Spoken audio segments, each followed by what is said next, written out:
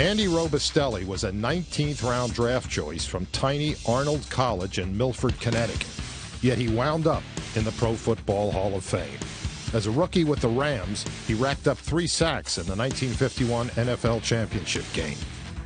Graham steps back to pass, but the Rams come charging in, and Andy Robustlli spins him to the ground for a 3-yard loss. Graham drops back to try again. He's being rushed. Andy Robustlli grabs him in a vice-like grip, and Graham is thrown for a 6-yard loss. In addition to his 3 sacks, Robustli's fumble return set up the go-ahead points as the Rams defeated the Browns to win the NFL title.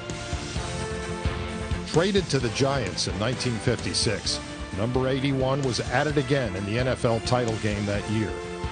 But it was a move he made off the field the day before the game that was his greatest contribution. Beginning about 5 o'clock that afternoon, the temperature started dropping, and it went down to like 5 or 6, froze the field solid. But Andy Robustlli had a sports store, and he went and got regular tennis shoes, regular basketball shoes for the Giant team.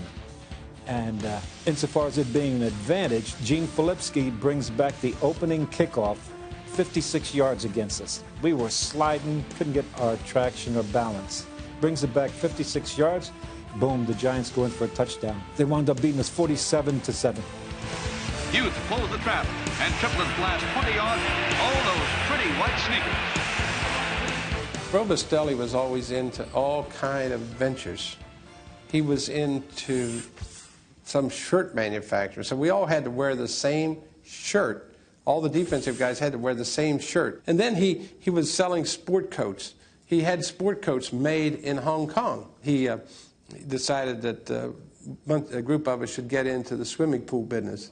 So we had to build a sample pool, and we did. We built a sample pool at his house, and that's the only pool we ever built. So all of his children, I think he has 11, they still enjoy the pool that we built for them. Although the Giants would lose in the 1958 championship game, Robustlli was a participant in the most important game in pro football history.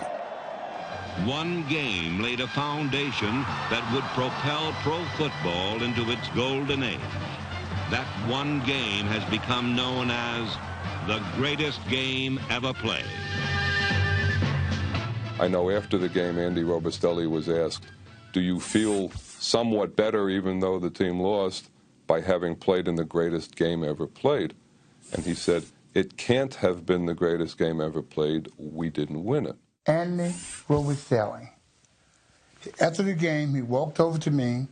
He put his arm around me and said, Jimmy, you had a nice game.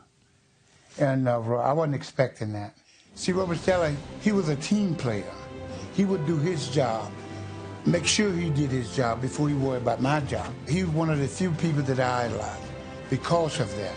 Robustlli was captain of the great Giants defense of the late 50s and early 60s. He was a player coach during his last 3 seasons, eventually becoming general manager. And when his playing days were over, he even tried his hand at broadcasting.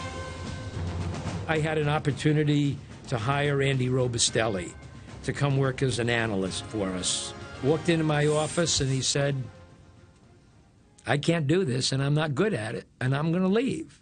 I don't ever remember that happening, where somebody, he had too much pride in the fact that they knew him as Andy Robustlli, the great Giant. Now they're watching him as Andy Robustlli, the analyst, and he wasn't doing so good that he came into the office and told me he didn't want to do it anymore. Didn't want to embarrass me, didn't want to embarrass him. Rarely happens. It really, rarely happens.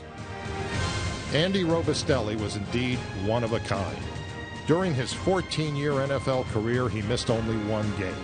7 times he was named All-Pro, and he played in 8 NFL title games. Not bad for a 19th round draft choice, originally selected as an offensive end.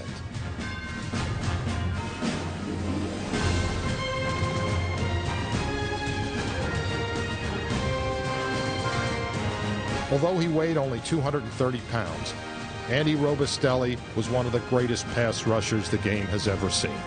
More important, he was one of the most respected players ever to grace pro football.